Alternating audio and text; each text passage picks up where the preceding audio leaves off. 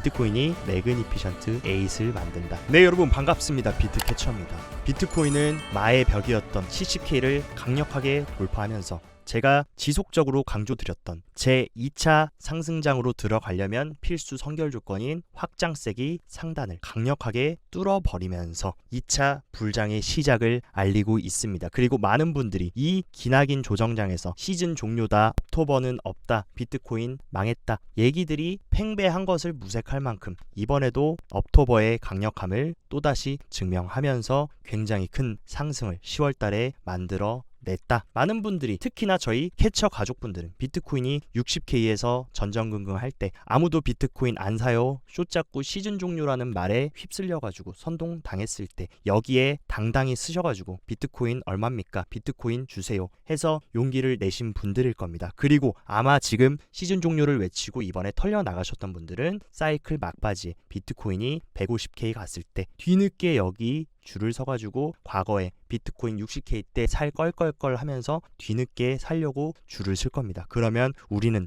언제나 사이클이 그랬던 것처럼 아무도 관심을 안 가질 때 사서 모두가 관심을 가질 때 이분들한테 팔고 넘겨 나오면 된다라는 거. 언제나 같은 메커니즘이다. 캐쳐 가족분들은 너무나 이 루틴을 잘 아실 거기 때문에 이번에도 잘 살아남으셨을 것이라고 생각하고, 어쨌든 2차 페이지에 어떻게 보면 시작일 뿐이고 계속 갈 수밖에 없는 이유, 아서 헤이즈 또한 중국의 지금 막대한 부양책, 안 되면 될 때까지 그냥 돈 찍고 정부 차원에서 부양하겠다, 이런 것들이 수조 달러를 금융시장에 투입할 거고 암호화폐 시장을 상승시킬지 그거에 대한 에세이를 썼고, 세부 내용으로 들어가면 중국뿐만 아니라 미국도 마찬가지다. 해리스가 되나 트럼프가 되나 그것이 중요한 게 아니라 결국에 두 후보 모두 중국 통합 팽창 운동과 동시에 미국 대선에서 누가 이기든 약한 달러 산업 정책을 추구할 것이기 때문에 트럼프와 해리스 서로의 차이점을 주목하려 한다는 것은 알지만 근본적으로 결론은 뭐냐? 둘 다 돈 찍어서 미국 주요 산업 부분에 나눠줄 것이다. 결국에 포퓰리즘 정책으로 돈을 뿌려줘야 지지율을 확보할 수 있기 때문에 결국 누가 되든 돈을 뿌릴 거다. 다만 해리스보다 트럼프가 더 많은 부채를 발행해서 돈을 뿌려줄 것이라고 얘기를 해주고 있습니다. 전 세계의 가장 큰 경제국인 미국과 중국이 돈을 풀게 된다면 비트코인이 장기 우하향하고 시즌이 종료되겠습니까? 아니면 새로운 시즌 후반전이 시작이 되겠습니까? 그것은 너무나 쉬운 정답이고, 그리고 11월에는 대선 직후에 또 어떤 게 있습니까? 바로 FOMC 파월까지 지원을 해서 금리를 내려주는, 지금 CME 페드워치 확률에 따르면 96%로 거의 기정사실화 되어 있다. 많은 분들이 걱정하셨던 금리 동결의 우려는 어느 정도 해소가 된 상황이고, 이번 11월에는 25bp 인하를 하면서 베이비컷으로, 그러면 금리 내린다라고 하면 또다시 달러는 약세 흐름 그리고 유동성을 공급하는 효과가 발현될 수 있기 때문에 계속해서 시장에 돈들은 풀릴 것이고 비트코인은 계속 그 유동성을 흡수하면서 먹이로 삼고 우상향할 것이라는 것입니다. 그리고 이번 주 목요일에는 11월 FOMC에서 연준이 금리를 결정하는데 가장 중요하게 보는 바로 근원 PC 개인 소비 지출 물가지수 발표가 있습니다. 근원 PC까지 이전 수치인 2.7%를 상회하지만 않고 부합하거나 만약에 깜짝 발표로 이전 수치를 하회해서 물가마저 잡히는 모습을 보여주면 최고의 베스트 시나리오가 펼쳐질 것으로 저는 개인적으로 보고 있습니다. 그리고 많은 분들이 트럼프 비트코인 대통령 되겠다 하지만 막상 당선되면 말 바꿀 거다, 이렇게 의심하시는 분들이 있는데, 지금 트럼프는 어떤 것까지 계획하고 있냐? 트럼프의 크립토 프로젝트인 월드 리버티 파이낸셜은 스테이블 코인까지 발행하겠다는 계획을 밝혔다는 거. 이번에 트럼프는 암호화폐 시장에 진심이라는 것을 이번 스테이블 코인 발행 계획에서도 우리는 확인할 수 있다. 저는 만약에 트럼프가 승리한다라고 하면 암호화폐 시장을 확장시키고 미국이 주도권을 완전히 잡아오기 위해서 강력하게 푸시해 줄 것이라고 확신을 하고 있는 상황입니다. 그리고 트럼프의 당선 확률이 높아지고 이제 게리 갠슬러 SEC의 모가지가 위태위태한 상황에서 크립토 플레이어 중에 이번 사이클 우리가 가장 중요하게 봐야 되는 코인베이스의 CEO 브라이언 암스트롱이 차기 SEC 의장은 모든 경솔했던 과거의 소송들을 철회하고 미국 국민에게 대국민 사과해야 된다. 그러니까 쉽게 말해서 돌려가게 하는 겁니다. 다음 SEC 위원장은 과거의 과오를 국민들한테 사과해야 되고 기관으로서 SEC에 잃었던 신뢰를 회복하는 과정의 시작이 될 것이라는 것을 트위터에 올려주면서 강력하게 지금 SEC를 두둔하는 모습. 그리고 만약에 정권이 바뀌어서 SEC 위원장에 크립토의 친화적인 위원장이 앉는다 라고 하면은 아마 트럼프 시너지와 함께 더 큰 암호화폐 시장의 확장과 채택으로 번질 수 있다라는 것도 굉장히 중요한 부분이라는 거. 그리고 미국 대선 직전까지는 분명히 비트코인이 기대감으로 크게 상승할 수는 있습니다. 하지만 선거 후에는 일시적으로 어느 정도 조금 과열을 시켜주고 호재가 조금 소멸되면서 차익 실현하는 물량이 나올 수 있다. 그렇기 때문에 언제나 제가 말씀드렸던 거 우상향 하더라도 그 어떤 자산도 이런 식으로 수직으로 올라가지는 않습니다. 올라가는 와중에도 오르내림을 반복하기 때문에 단기적인 뷰로 보시는 분들은 대선 이후에는 어느 정도 조금 기술적인 눌림과 매도세가 나올 수 있으니까 이 부분은 항상 주의를 하셔라 라고 말씀드리고 싶고, 언제나 저는 롱뷰는 뭐냐, 비트코인의 수요는 시간이 갈수록 늘어날 수밖에 없다라는 거. 바네크의 디지털 자산 책임자인 매튜 시겔 같은 경우도 2050년까지 비트코인 가치가 300만 달러까지 달하고 글로벌 준비 자산으로 사용될 것이라고 이런 월가의 전문가들까지 예측을 하고 있습니다. 근데 재밌는 사실, 모든 월가의 예측자들 중에 비트코인이 꼬라박고 5K 가고 10K 갈 것이라는 사람은 아무도 없다. 다 결국에 시간이 걸리더라도 언젠가는 오르고 우상향할 것이라는 얘기밖에 없다라는 거. 그렇기 때문에 장기뷰로 보시는 분들은 지금 당장 가격이 오르냐 내리냐, 1K 오르냐 내리냐에 일희일비 하실 필요가 없고 믿고 공부하시면서 잘 모아가시면 된다라는 것을 한 번 더 말씀드리고 싶습니다. 그리고 국제결제은행인 BIS 만다라 프로젝트를 진행하는데 자동화된 국경 간 거래 규정 준수를 입증하면서 이번 규정 준수 검사를 어떤 기술로 합니까? 블록체인 기술의 가장 혁신이라고 불리는 스마트 트랙트의 영지식 증명을 사용하겠다. 그렇기 때문에 이런 규정 준수를 은행 간의 거래에서 국경 간 결제를 할 때 이 영지식 증명을 활용하겠다. 이게 얼마나 큰 발전이냐. 결국에 국제결제은행도 아는 겁니다. 기존의 비효율적이고 복잡했던 전통의 국경 간 결제 시스템을 이 블록체인 기술 영지식 증명을 이용하면 훨씬 더 간편하게 국경 간 결제를 할 수 있다는 거. 이것을 지금 초당적으로 중앙은행 파트너들과 구축을 하려고 하고 있고, 미국의 디지털 뱅크인 FV뱅크 같은 경우는 가상자산 비자 카드까지 출시하겠다라고 하면서 비자는 지금 전 세계 많은 기관 투자자들과 엄청난 파트너십과 확장을 가져가고 있습니다. 그리고 해외 고객은 이 카드를 통해서 가상자산 법정 화폐를 자유자재로 사용할 수 있는 그런 카드. 근데 최근에 비자의 움직임도 심상치 않은 거. BBVA 스페인 2위 은행까지 비자 토큰화된 자산 플랫폼을 사용해서 스테이블코인 발행을 검토하고 있다. 이미 20개 이상의 은행 연계 스테이블코인 이니셔티브가 있는 얼리 무버가 될 것이다. 계속해서 지금 세계 1위 결제 기업인 비자도 결국에는 전통의 결제 방식에서 암호화폐 시장이 디지털로 넘어오는데 너무나 중요하다라는 거. 그리고 그 중심에는 스테이블코인과 토큰화가 있다라는 것을 알고 재빨리 크립토 시장에 파트너십을 구축하고 인프라를 형성하려는 1위 결제 기업이 왜 이런 움직임을 보일까? 결국에 아는 겁니다. 디지털 세상으로 들어가는 그 길목에 블록체인과 암호화폐 시장이 있다라는 거. 그렇게 되면 결국에 이 시장은 더욱더 확장되고 팽창될 수밖에 없다라는 것을 이런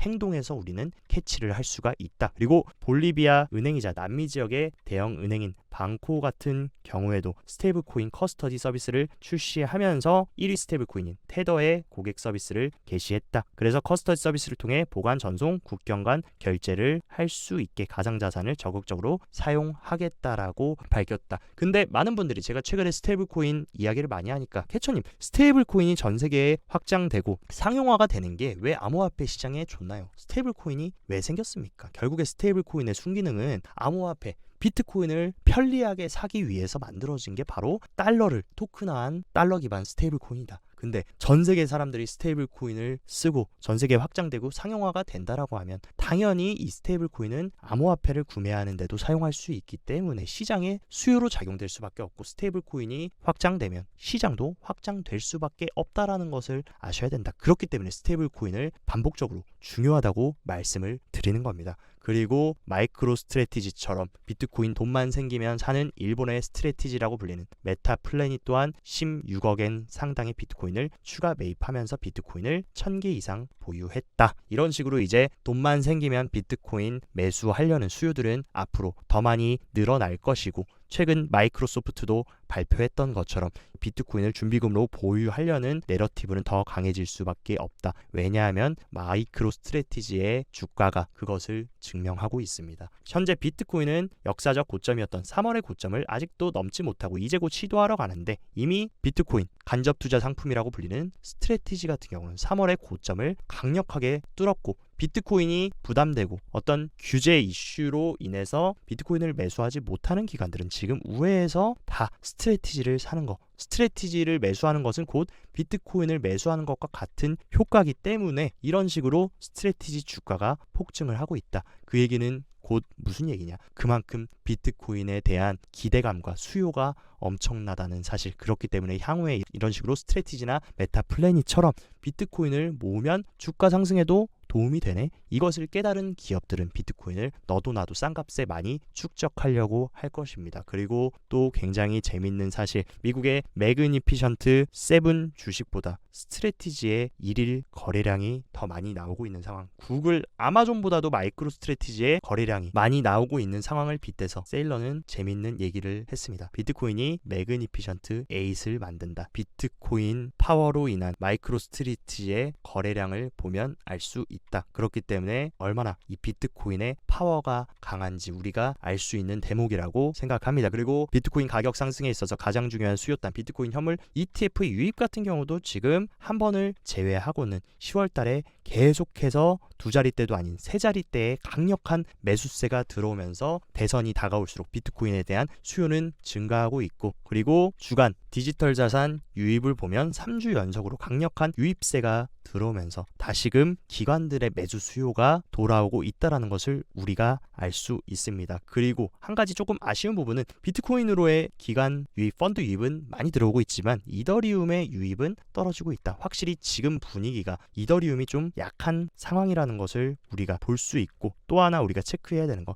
다른 나라들은 들쑥날쑥합니다. 근데 압도적으로 비트코인 수요가 높은 거, 이번 사이클을 주도하고 있는 바로 미국에서의 비트코인 수요가 엄청나다는 거. 결국에 세계 1위 경제국인 미국이 비트코인을 이렇게 축적하는 이유, 분명히 비트코인을 많이 보유할수록 향후 부채 위기나 인플레이션 위기에서 해칭을 할 수 있다라는 거, 이 자본주의의 최상위 포식자들은 이미 알고 행동으로 옮기고 있다라는 것을 아셔야 된다. 그리고 방금 이더리움에 대한 말씀을 좀 드렸는데, 최근 이더리움 메인넷 문제로 인해 사용자들이 지금 레이어 2와 솔라나로 다 대거 이동을 하고 있습니다. 그래서 지금 어떻게 보면 이더리움의 문제점을 상쇄할 수 있는 레이어 2나 솔라나를 많은 이용자들이 채택을 하고 있고, 그로 인해서 솔라나의 일일 네트워크 수수료 수익이 이더리움을 추월한 상황. 그리고 제가 봤을 때 지금 표면적으로는 아니라고 하지만 미국발 레이어 1인 솔라나를 미국 정부와 월스트리트는 밀어주고 있는 것 같고, 결국에 솔라나의 생태계가 확장된다라고 하면 미국에서 만든 레이어 1이기 때문에 미국은 어떤 계획을 세우고 있습니까? ETF 1위도 미국이 하려고 하고 있고, 채굴 시장도 미국이 차지하려고 있고, 거래소도 미국이 차지하려고 하고 있다. 근데 이제 네트워크 시장까지 솔라나가 이더리움을 만약에 능가한다라고 하면 암호화폐 시장의 가장 중요한 핵심 코어를 모두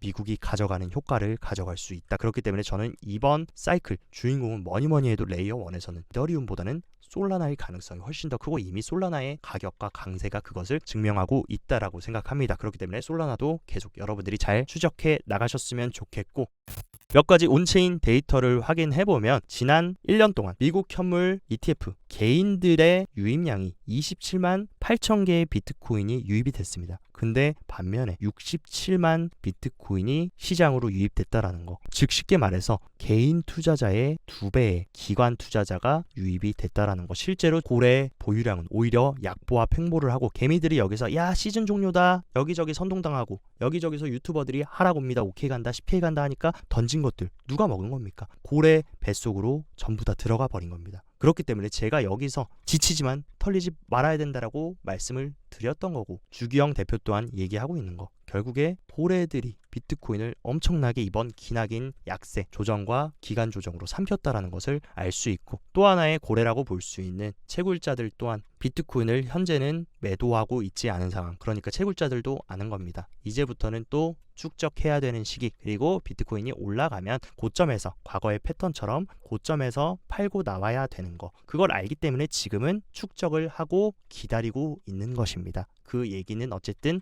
2차 페이지로 들어갈 수 있는 중요한 변곡점에 도달했다라는 거. 그리고 최근 4월 반감기 이후에 기나긴 조정이 시작되면서 채굴자들도 항복이 됐고, 이 해시리본 같은 경우도 이런 식으로 겹치면서 엄청난 채굴자의 항복과 통합이 있었습니다. 근데 다시금 9월 10월에 들어서 해시리본이 확장이 되면서 또다시 지금 해시율이 상승하고 있고, 채굴자들 또한 열심히 지금 채굴을 단행하면서 조금이라도 더 많이 채굴하기 위해 채굴 경쟁을 하고 있다. 해시리본이 언제나 확장되는 구간에 가격은 상승했던 모습을 보여준 만큼 지금 이 해시 리본이 확장되고 있는 것도 새로운 국면으로 들어갈 수 있다는 것을 시사합니다. 그리고 크립토 시장의 유동성이라고 볼 수 있는 스테이블 코인 공급 비율 오실레이터 같은 경우도 확실히 음수에서 양수로 피벗하면서 스테이블 코인 공급도 늘어나고 있고, 스테이블 코인 1위인 테더의 시가총액 같은 경우도 계속 올타임 하이를 갱신하면서 돈들이 들어오고 있다. 근데 누군가는 질문하실 겁니다. 캐처님, 이런 식으로 돈 들어오고 있는데 왜 오히려 비트코인은 하락하고 신고점 갱신하지 못하나요? 왜냐하면 이 하락할 때 개인들은 팔았고 고래들은 스테이블 코인을 준비해서 비트코인을 계속 매수를 한 겁니다. 그러니까 개인들 손에서 고래들 손으로 손바뀜이 됐던 것이 이번 조정장이었다는 거. 고래들은 아마 이 엄청난 스테이블 코인을 통해서 엄청난 물량을 매집했을 거라고 생각합니다. 그리고 언제나 사이클은 반복된다. 언제나 반감기 이후에 통합의 기간, 지루하고 개미를 지치게 만들어서 개미를 터는 구간이 있었고, 이 채널 상단을 돌파하고 새로운 랠리가 시작됐었고, 21년 사이클 같은 경우도 이 통합의 기간 상단을 돌파했을 때 또 새로운 사이클을 시작하면서 역사적 신고점을 찍었다. 지금도 뭡니까? 이 통합의 길었던 확장세기 상단을 돌파한 자리, 이 자리이기 때문에 이제 새로운 2차전의 시작이라는 것을 과거 패턴과 비교해 봤을 때 알 수 있다. 그리고 언제나 암호화폐 시장의 사이클은 반감기를 기점으로 똑같이 움직인다는 걸 아셔야 된다. 하지만 많은 분들이 캐처님 또 70K 올랐는데 포모 느껴지고 어떡합니까? 제가 너무 늦은 것 아닐까요? 이렇게 걱정하시는 분들 계실 수 있지만, 가장 확실한 인간 지표 뭡니까? 바로 구글 트렌드 전 세계 비트코인 검색량 같은 경우는 아직도 바닥이라는 겁니다. 암호화폐 시장만 새로운 신규 투자자들 개미들이 조금씩 눈독 들이면서 들어오고 있을 뿐, 전 세계를 기준으로 봤을 때 아직까지 개인들은 제대로 들어오지 않았습니다. 과거 16년 사이클과 21년 사이클의 고점에 비교하면 아직도 바닥인 수준이다. 그러니까 우리가 진짜 매도를 고려할 때는 구글 트렌드 비트코인 검색어도 치솟으면서 여기저기 공중파에서 비트코인이 최고다, 최고의 혁신 자산이다 하면서 너도 나도 지하철에서 업비트 틀고 비트코인 올라가는 거 보면서 씩 웃고 있을 때, 그때 우리는 뭐 해야 됩니까? 여기서 눈물 흘리면서 무섭지만 용기 내서 샀던 비트코인, 여기 새로운 투자자들, 포모 느끼고 욕심에 눈먼 투자자들한테 조용히 넘겨주면 된다. 이 시기가 올 날도 저는 머지 않았다라고 생각합니다. 그렇기 때문에 늘 그래왔던 것처럼 일관성 있게 우리가 공부했던 것을 믿고 비트코인이라는 자산을, 확신을 가지고 임한다면 충분히 의미 있는 상승장 말미에서 즐거운 졸업의 맛을 저희 캐쳐 가족분들 다 함께 경험하게 되실 수 있을 것이라고 생각합니다. 오늘 영상도 시청 진심으로 감사드리고, 영상 도움되셨다 하시면 좋아요, 구독 눌러주시고, 더 자세한 투자 전략 궁금하다 하시면 영상 하단 고정 댓글에 제가 운영하는 크립토 시황 정보방 활짝 열어놨으니까 이쪽에서 시황도 잘 체킹하시면서 선구적인 크립토 투자 계속 전진해 나가시길 바랍니다. 오늘도 시청 진심으로 감사드리고, 여기까지 비트캐쳐였습니다.